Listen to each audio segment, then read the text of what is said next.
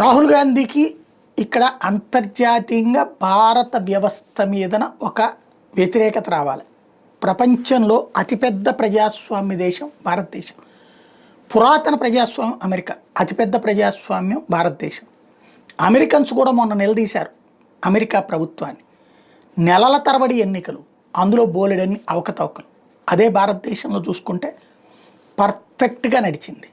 4 దశల, 5 దశల, 7 దశల మన ఎన్నికల సంఘం ప్లాన్ చేస్తుంది. రిజల్ట్ కూడా 1 డేలో పూర్తయిపోతుంది, మ్యాక్సిమం 2 డేస్. భారీగా ఓటర్లు ఉన్నటువంటి నియోజకవర్గాలతో లెక్కలేసుకుంటే.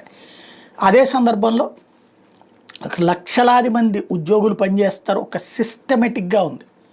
ఇక్కడ అమెరికా తరహాలో డైవర్ట్ అవ్వడానికి వీల్లేదు.